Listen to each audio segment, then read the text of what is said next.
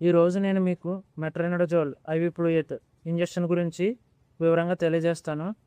పశువులలో ఏ ఏ వ్యాధుల నివారణకు దీనిని ఉపయోగించాలి, పెద్ద పశువుల్లో మరియు చిన్న పశువుల్లో దీని మోతాదు ఎంత ఉండాలి, ఈ వీడియోలో చూద్దాం.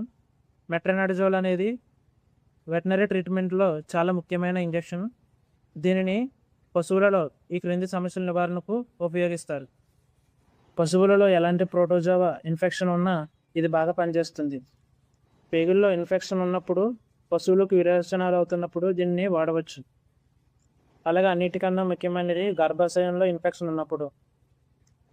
పశువుల గర్భాశయంలో వాపు ఉండడం, చీము పట్టడం లేదా పశువులు పదే పదే ఎదకి రావడం వంటి సమస్యలు ఉన్నప్పుడు దీనిని ఇతర యాంటీబయాటిక్స్తో కలిపి గర్భాశయంలోకి పంపించవచ్చు. ఈ మెట్రోనిడజోల్ను పెద్ద పశువులకు అంటే 400 నుంచి 500 కేజీల బరువు ఉంటే 100 ml నుండి 400 ml వరకు ఐవి ద్వారా ఎక్కించవచ్చు.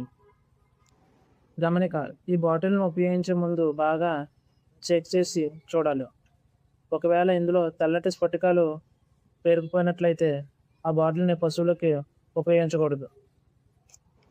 పశువుల్లో ఇన్ఫెక్షన్ తగ్గే వరకు 3 నుండి 5 రోజుల వరకు దీనిని వాడవచ్చు.